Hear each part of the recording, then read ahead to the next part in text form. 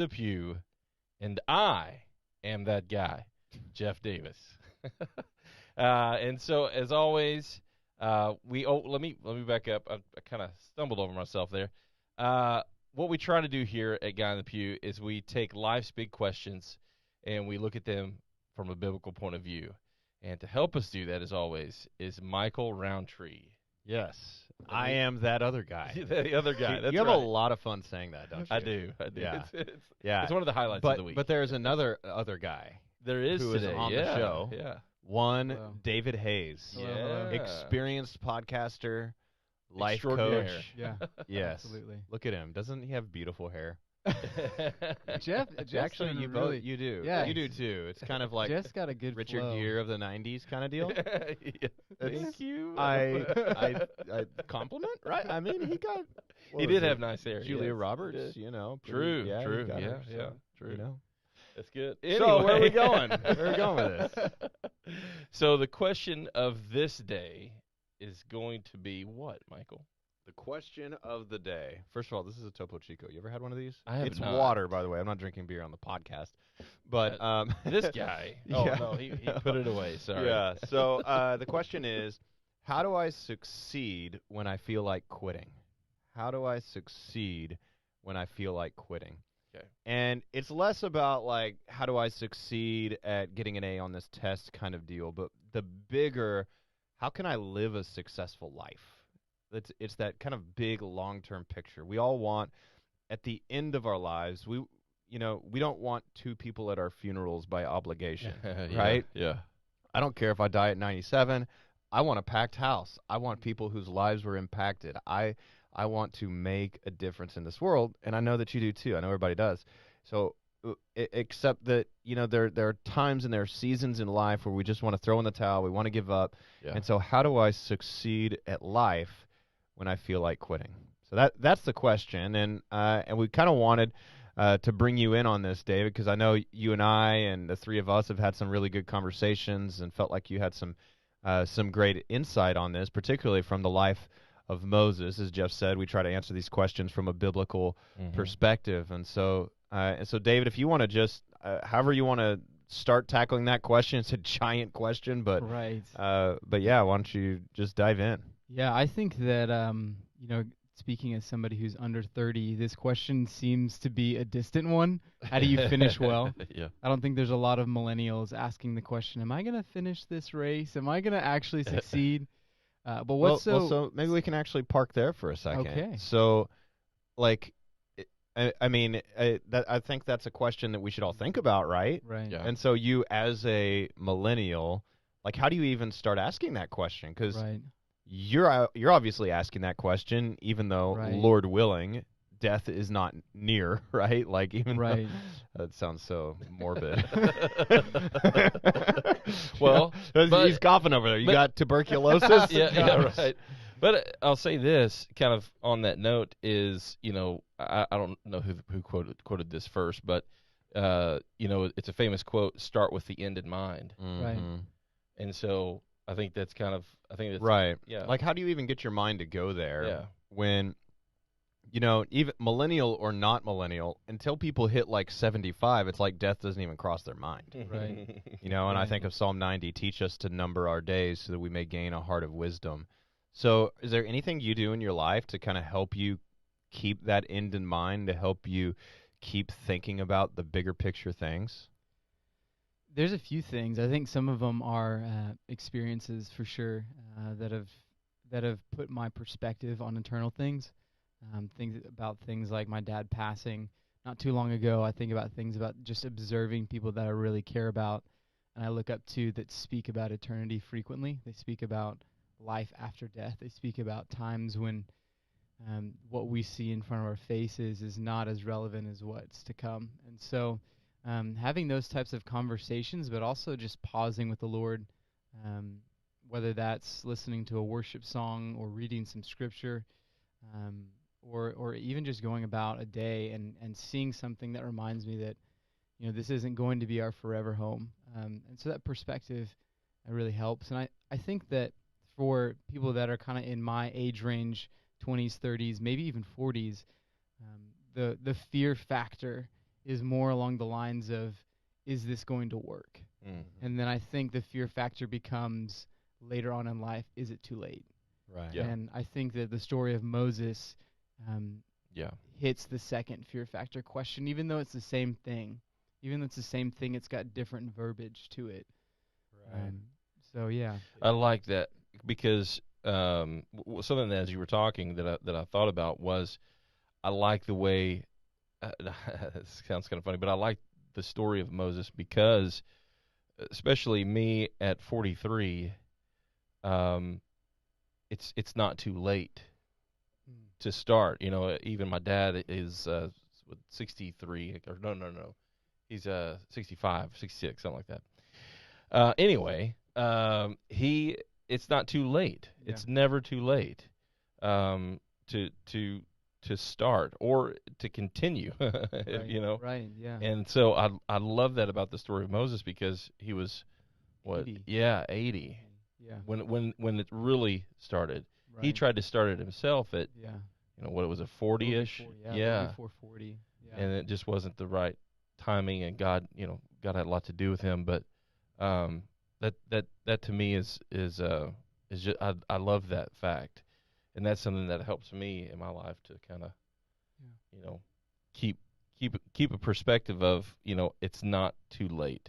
I can still make a difference. I can still, no matter what has happened in my life, I can still move forward. Right. So, and really Moses had a couple of factors against him in the is it too late? Because I think, for one, some people feel like it's too late because, so those of our listeners that are in America, like, Yeah. our culture is so focused on the young. We don't have a place for the old. We just, like, store away the old people in the old people's home. I don't want to deal with the old people and all the questions and all the, repetitions. It's all about the young. And we're just, even in the church we do this. It's like everyone on the worship stage has got to be like 23 and wearing skinny pants and, looking all trendy and all this. And we're just like, we've discarded the old, and the old equals like over 35 in our culture. Yeah. So there's the age, but then there's also, Moses had a pretty big disqualifying sin in his life. I mean, murder is pretty bad. Yeah. He murdered a guy. That's true. And so, David, you want to speak into that, the kind of two different forms of at least the ways we disqualify ourselves? Yeah, and I think one of the things you hit on is a pattern of the enemy, of our enemy, of the devil, and in our lives, is that he tries to give us all the reasons why something can't happen, as if we're the only ones. Right. As if our specific situation and the circumstances surrounding that situation give us cause to not do or be what the Lord's called us to do or be. And so I love this story because Moses gets one of the most drastic examples of why he shouldn't be the one. I mean, he's coming from a people group that he murdered someone to save. They hated him.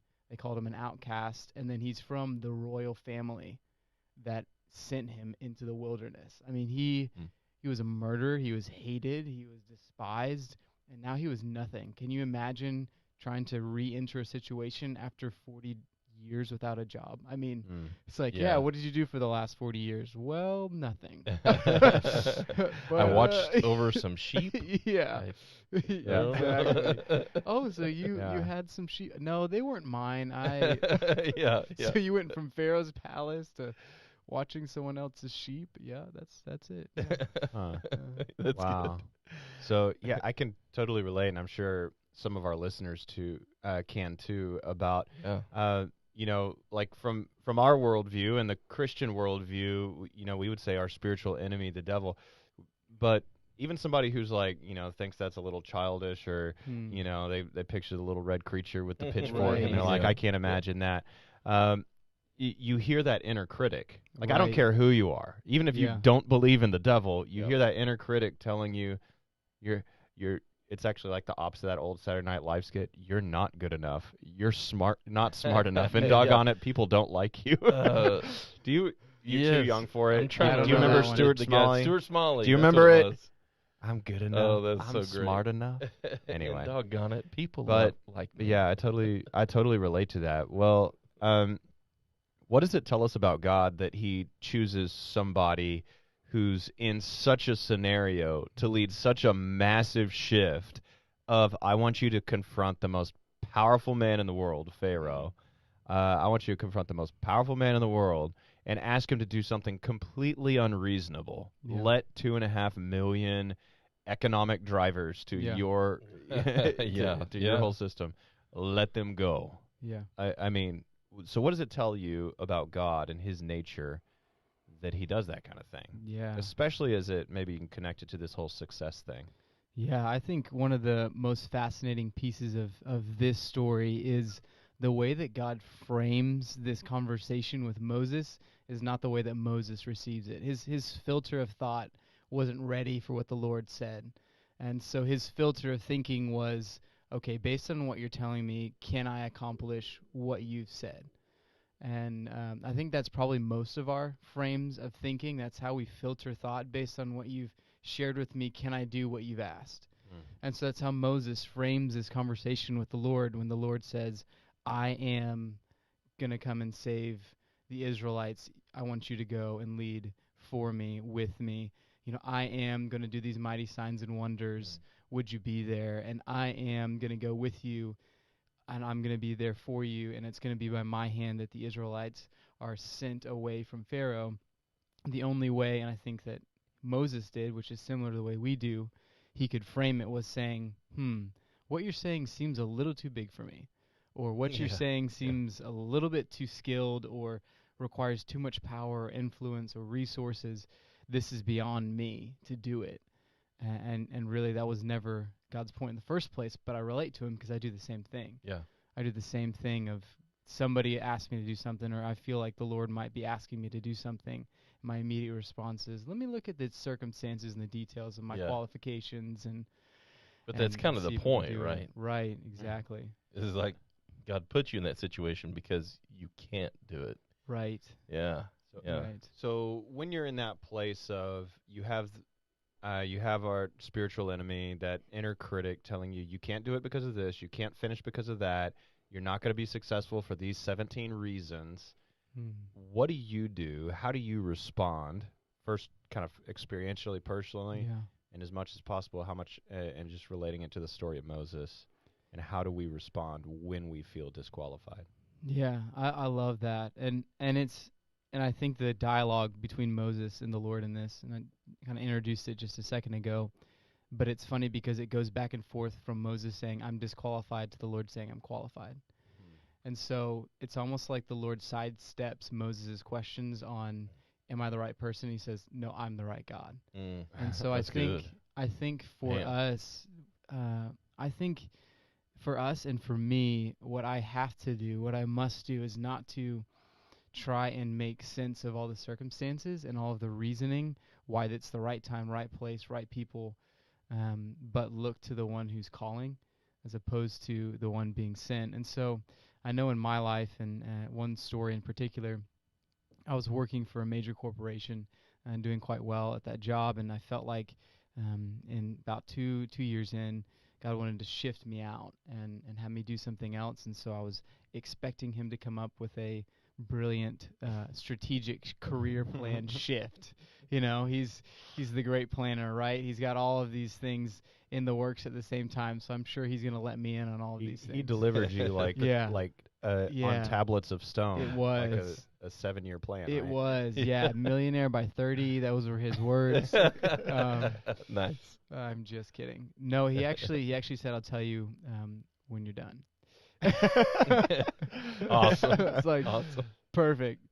I Work think on your I'll know pitch. then. Yeah. If you could get in an elevator for a second and just work on your pitch, Yeah, right. make sure that you can complete a better pitch than that, because I'm not sold.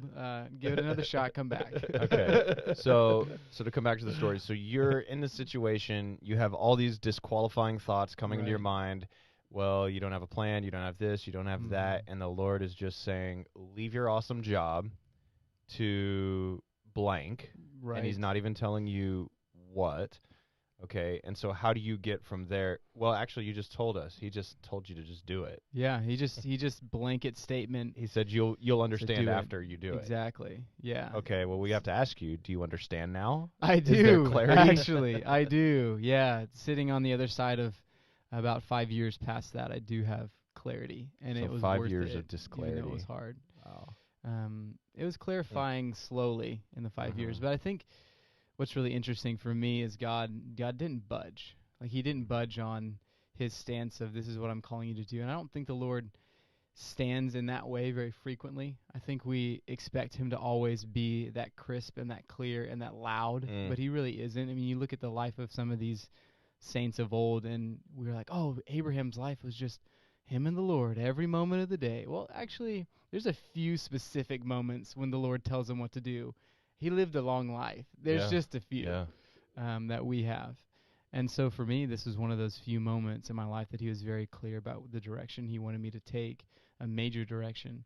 And I remember wrestling with him several months, and he used that time to purify me and make me more like Jesus and understand from his perspective. But I remember the tipping point.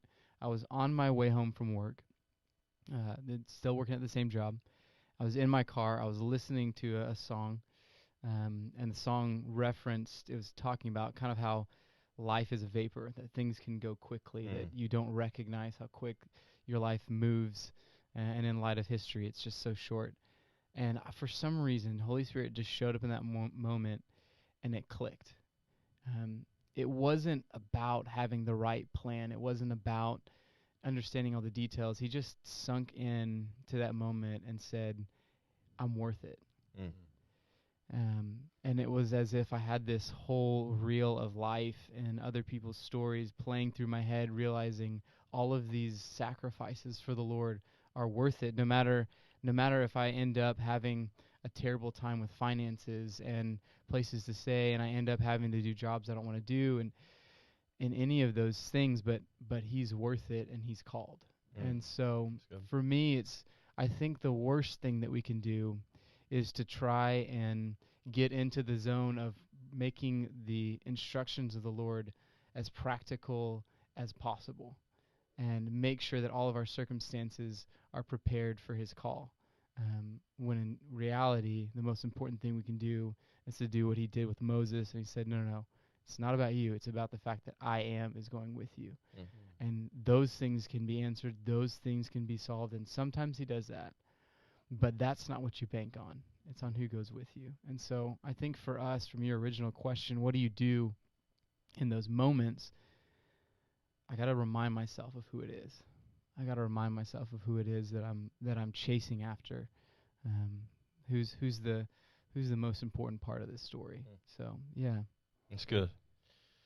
You go ahead, yeah. Yeah. Well, okay, and then I wanted to try to pull this back to the story of Moses that we've been talking about. And is there anything like in Moses' life where you see kind of parallel what you just described, where so you were in a situation, you felt these disqualifying factors, and you said, hey, the Lord's with me. So, and I think the words you said were something like, "You'll find out afterward."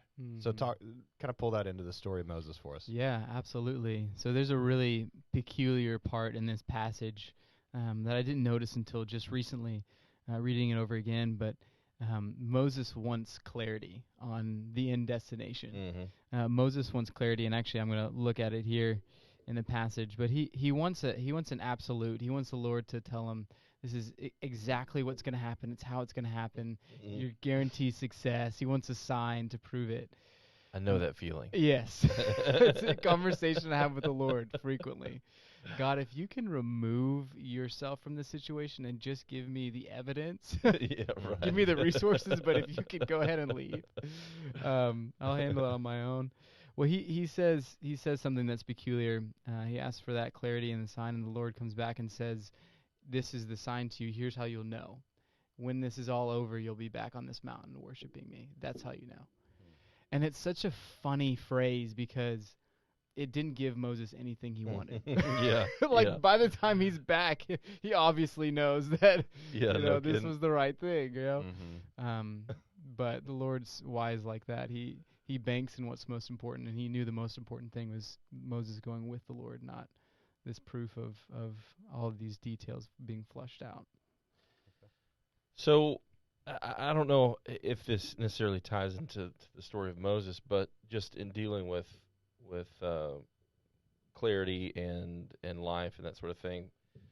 There's times where in my life where I have not had clarity on what I needed to be doing, and so what I think I have a kind of an idea of what that's about, but I'd like to kind of pose that to you in that situation when you are when you're faced, because you kind of you just talked about that, but when you're faced with something and you're not exactly sure what to do or where to go, and you feel like God is kind of just maybe absent or not there, what would you say to that? Yeah. Wow, man, that's a big question. I think there's a few pieces to that. So one of the things about this story, I think somewhat unique, is it does represent one of those insanely intense, close moments with the Lord. This is not your everyday, ordinary, Monday experience. Like, you shouldn't expect the Lord to show up in your life in the way that he does with the burning bush, every day. And I know I've treated the Lord that way sometimes, where I'm like, God, you want me to turn left here or right? Because the light is red. And if I wait, and it's like, wait for, that's an exaggeration, of course. But we have those moments when we're faced with a decision and we get paralyzed to move because we're expecting the bush to start burning. Right. And so just to preface that, this is an isolated moment. But inside of that context, I would like to say that I've looked back on previous decisions where I muddied the waters with a clear voice of the Lord. Like when I look back on situations, in the midst of it, I would have said the words, I just don't know what the Lord wants me to do. But looking back on it, 2020, I realized, oh yeah, I did. Yeah. I just dumped a bunch of mud in the water, but it was clear before I did that. Yeah. I knew he wanted me to do X, Y, and Z, but then I had the Moses response of I'm disqualified. I'm not enough. I can't do this because of this and that and this and that. And so I feel like that might be for some people, where if you actually took a step back for a second and you went back to the beginning of the conversation with the Lord, you realize, yeah, he told me exactly what to do. And I've muddied it up. But go ahead, Michael. Oh no, I'm agreeing with you. Okay. But I can jump in. Yeah, come on. To come back to the original question of how do I succeed when I feel like quitting, I want to just kind of recap a little bit of what I think you're saying, and then either you can add to it or take away if what I said was terrible. But I think this is what I've heard so far. Be sure and say it was terrible. Yeah. Michael, that was horrible. Yeah, that's definitely. Thanks for that, Richard Gere. Oh, gosh. But hey, you can tell your wife later. You're a pretty woman. That's right. There you go. Yep. All right, so no. 90s jokes. He didn't even get him. He wasn't even alive. Oh, he was no. born in like 2009 probably. Oh, man. So. Oh, man. All right, so how do I succeed when I feel like quit? Can anyone take me seriously anymore? Actually, to start with, the answer was no. So number one, don't wait for perfect clarity. Like, you're not going to get perfect clarity until you take that risk. And these are in no particular order. Number two, start with the end in mind. We talked about that a little bit. You talked about life being a vapor and just having eternal things in mind. And then three, focus on who God is, not who you are. That's good. Because the who you are is where you think through all your disqualifications. And but who God is, if you're going with him, that's all that matters. Is there anything else that stands out to you to answer this question, how do I succeed when I feel like quitting? I think one thing I will say is I think this is just the nature of life, you can hit one side of the pendulum or the other pretty hard when it's kind of more of a balance in the middle. I think sometimes you lean in a space where it's all God and not you at all, or then you flip to the opposite and it's all you and not God at all. And, inside of this, one of the things I love is that Moses wasn't just some random guy. Like the Lord knew who he was choosing. Yeah. This was, in the weirdest way possible, the most qualified man of Israel to take this position. Now, in the same breath, he's the most unqualified man of Israel, right? It's a weird dichotomy, and in a very important point, there's no way he could have done it on his own. Like, it was 1 inch the Lord, or 1 inch Moses and a mile the Lord. Yeah. Right. But the whole thing starts off with the Lord saying, "Moses, Moses." It starts out with identity of I know who you are, and I Right. chose you on purpose. Right. So he's Good. totally qualified because he's been educated in the Exactly. Egyptian courts. He's rubbed elbows with the high-powered Egyptians and Right. knows them and knows their culture. And he's Hebrew, so he knows the Mhm. Hebrews and the Hebrew culture. So he's this perfect candidate to be a mediator between the Israelites and the Egyptians. Right. And yet he's totally a terrible candidate Right. because he's a murderer and he's despised and he's been forgotten for 40 years. He stumbles on his But words. your point in the sort of like God does everything on one side versus I do everything is it's kind of like you both do stuff. Yeah, exactly. and so help us just in terms of how does that affect you in decision making? How Yeah. does that affect you in the ministry you choose to Yeah. do, your life of service that you're trying to have or whatever? Yeah. Well, I think that that's essential in framing this conversation about finishing well, because if there is practically nothing for you to do and it's all the Lord, then you may miss out on taking the steps needed to walk in the calling that He's placed before you. I mean, if it's all the Lord and you're not the one to do anything, then you're not going to finish at all. You're just going to wait until the Lord pushes you across the finish line, which He's not He's like, going yeah, to do. Yeah. And so I think that that's important. And it's funny because we've got almost 2 chapters of the Bible where the Lord's arguing with a man to tell him he's the one for the job. Yeah. It could have very easily been like, okay, Moses, I'm done with you. I'm doing it myself. Yeah. But the Yeah. Lord committed Himself to work through man. Yeah. Yeah. And so that's Which is that's amazing. essential. Yeah. Yeah, Yeah. that's essential. Okay. Is there anything like that the Lord, so there's His background, that He seemed to have sort of like a perfect background, but is there anything else that God was looking for in Moses when he appeared in the burning bush that where the Lord's like, let's see if this is the right guy for it? I mean, obviously the Lord knows, but there's this sense in which He kind of sifts us Yeah. to know, right? Like Right.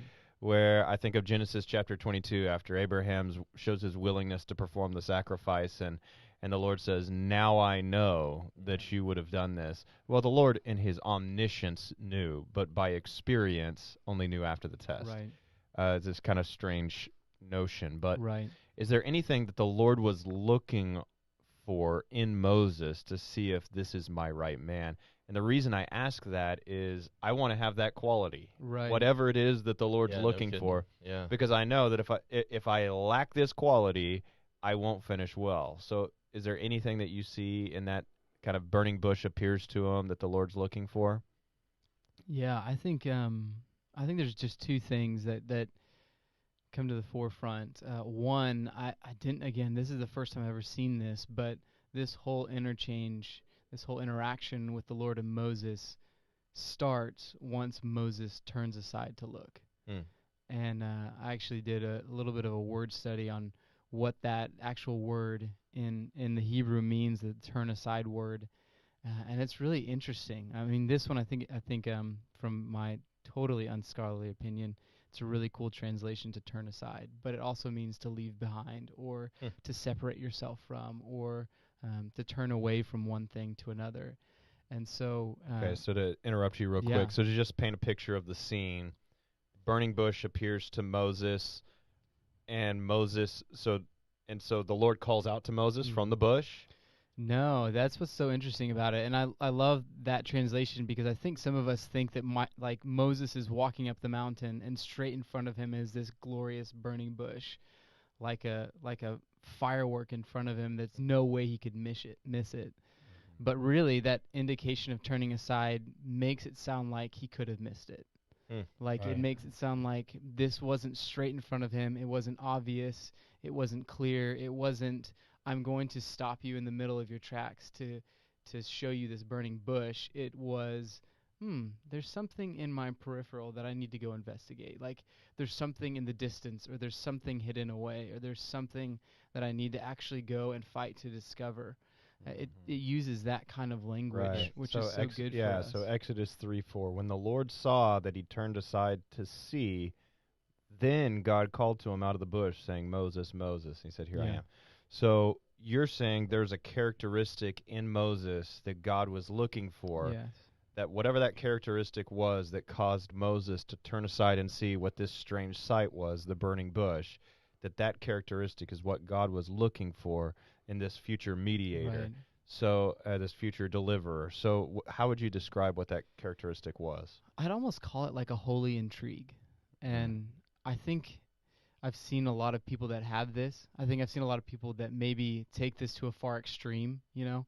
Maybe you know those people who find an angel around every corner type of deal, like, you know, their tire's flat. Yeah. It was someone who's evil doing it to me, and Right. you know, I just got another $2 in my bank account. It was the Lord, even though it was an interest Yeah. payment, you know, like and I think that there's far extremes of that, but there's also a unhealthy discrediting that happens to those who are looking for the Lord to show up.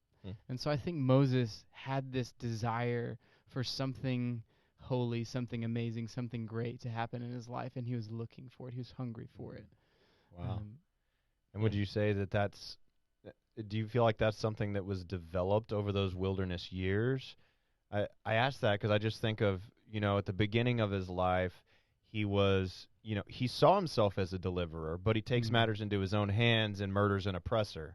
You know, this is like Moses, the abortion clinic bomber at the beginning, right? Wow. And then abortion clinic bomber.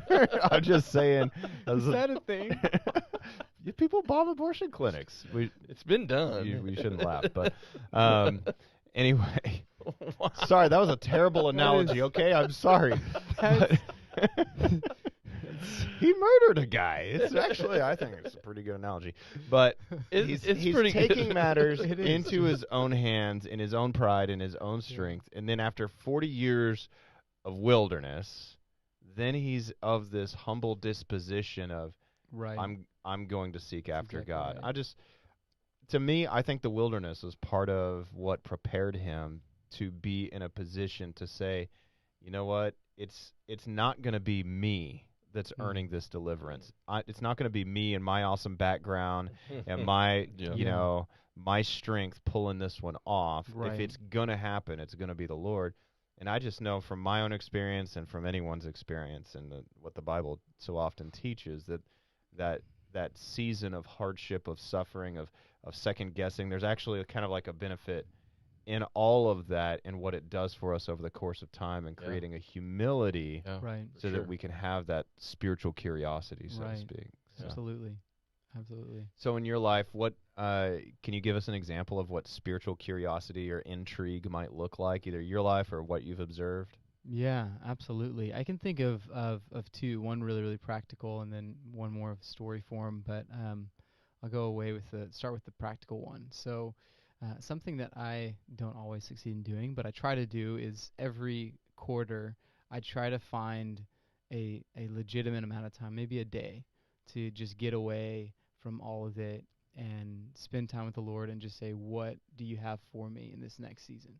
Like, what in every area of my life, where am I headed? Where am I supposed to be going? Give me some guidance and direction. Help me to posture myself right in each one of those areas of life. And he speaks things in those moments that he doesn't in others, because I'm positioned to receive it. I would, I guess, call it kind of the turn aside moment of I'm going away from the normal everyday life to try and seek out his face. And I'll tell you, every single time I do, he speaks. And every time that I do, I get guidance for the next season. And so I think that's a really practical. You know, I'm just gonna leave with that one. That's a really practical one. There's many other ways that plays out. Maybe you guys have some stories or some ways that works. But I felt like maybe there's some people that have that, where they're like, he's just not speaking to me. Well, maybe you just need to turn aside for a little bit and ask him. Make space. Yeah.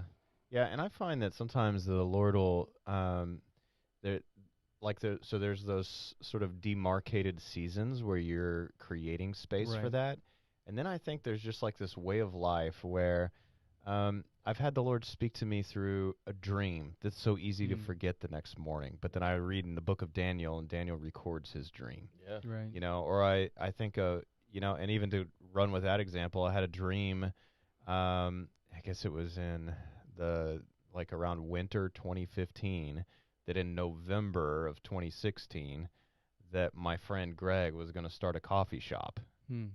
He wasn't even in the coffee business at all. He was an accountant at like a big firm, and I like just brought it up with him. And he's like, "Well, actually, my wife and I were praying about a career change, so we'll think about it."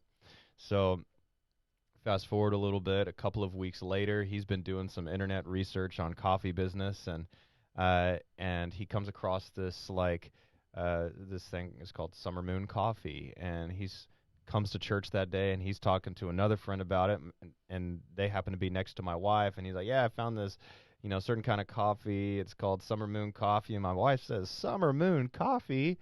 He's like, "Yeah."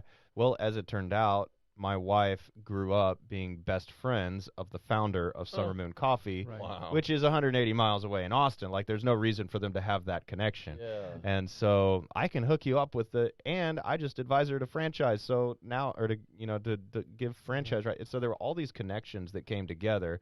Well, long story short, he starts making this progress and moving forward in November of 2016. He ends up making the shift and saying, "You know what, I'm going to go full time into this," and started his coffee shop a short time later, officially, but did quit his job to go into that full time. But all of that to say, and by the way, they opened like their third or fourth store recently, and Wow, they've gone that's awesome. gangbusters. And anyway, but all that to say, sometimes the Lord will just in a dream, in a vision. It's like it says in the book of Job. It says God does speak, now one way, now another, Yeah, that's though good. man may not perceive it. And so the thing is, we tend to not perceive. There could be a burning bush in your life, and you don't even know it if you're not spiritually intrigued and curious Good. enough Yeah. to turn aside and see. So I think that part of it, when we don't have clarity, it's like, well, you're not going to have clarity until it's all done. Right. But part of it, when we don't have clarity, it could be that we're not spiritually curious enough to actually investigate, hey, good. what is the Lord saying here? Or to create the space like David was talking about to seek the Lord further. So anyway, those are a few thoughts. So why don't we do this? Maybe just closing thought from David, closing thought from Jeff, and shout out to James, who took over our James. tech for today since Stacy was out. But we're going to just make a few closing remarks. We'll start with you, David. Wow. Goodness. How to finish well. Closing remarks from a 29-year-old. You better do it well. Here we go. Okay, I'll ask you a pointed one. Can I ask you a Okay, pointed yeah, please. question? Okay, now this is like really deep and sobering. Sorry. Okay. But you mentioned earlier about the loss of your dad Right. and how, and in the context of life being a vapor, how did such a loss of someone who's essentially like best friends, so close, such a role model, how did that affect you in your pursuit of eternal things and finishing well? Yeah, I think it did two things. So I think the first thing that it did is it made eternity very real. Living life next to someone so frequently and so rich, and my dad was so full of life and energy and just a really hard worker and all of these things, and to see his shift happen so quickly. To recognize that we don't really know how long we're going to be here. He was full of health. We don't really know how long we're going to be here, but even all of those years that I spent with him just seemed like a vapor. It just seems so fast. And in terms of that eternal mindset of being there forever, it just gave me perspective that we're not going to be here forever, that we don't have unlimited amounts of time to do all of the things that we hope that we might do at one time or another, but we really have a short amount of time here. I think the second thing that it did for me, in light of finishing well, the first one is you don't have forever to finish this race. You have a limited amount of time, so every day counts. But the second thing that it just showed me was that this race didn't start with me, and it doesn't end with me either. This race didn't start with my decisions and the things that I chose to do. Actually, I found out this past Sunday during lunch, and was ordained this past Sunday into the ministry as well. one of my mom's cousins said, "Now you know you're the 10th generation pastor in your family, right?" Wow. I said, Really? "No, I had no idea." She's like, "Yeah, we traced it. The furthest back we could go was just before the Civil War."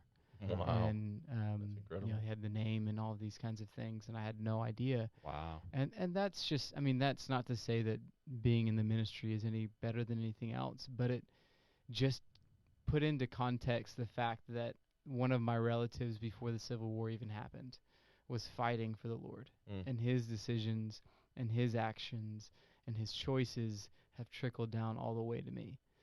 And so just realizing with my father and my father's father and so on down the line that this didn't start with me. Wow. And after I leave, it's going to keep going. And so me finishing my race means somebody else starting well. But it's a bigger story. That's Wow. good. That's Yeah. really good. So it's like a picture of how short your life is, and yet Yeah. how long your impact can That's be. right. That's Wow. right. Yeah. Perspective. That's That's huge. awesome. Yeah. Okay. Well, I'd just like to say if this conversation interested any of the people that are out in the interwebs and YouTube land and whatever Facebook world, I love that whatever. you called it interwebs. Yeah. You're a part of the spider multiverse. That's right. How many Spider-Man people are like, multiverse. that's me? That's me right there. But if this interested you, please subscribe. We would love to have subscribers. Jeff and my mom are our current subscribers. David, do you think that maybe your mom I- could subscribe? Oh yeah, thought that'd I be great. Did you subscribe? I'm pretty sure I've subscribed. Okay. But Nice. I'm glad that I'm in such great company. You're in the inner I circle. love that Michael's mom subscribed, but Michael hasn't No subscribed. Yeah. It's that generational thing. Michael's like, these are my words of wisdom, but I don't. I don't Actually- support I them. don't listen to them. Yeah. So please subscribe, and you can also, You're desperate. yeah.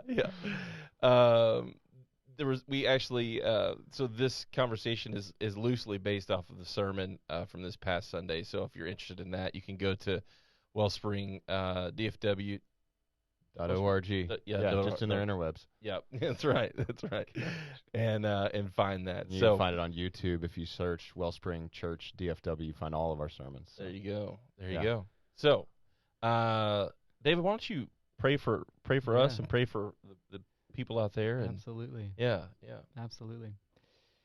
So God, we thank you for who you are. God, we thank you for your nature and the fact that we can follow through because you're so faithful.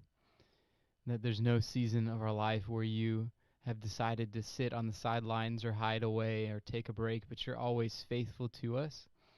And you're always faithful to who you say that you are. And so I just ask for your presence inside of everyone's life that's listening to this conversation, Lord, that you would be real.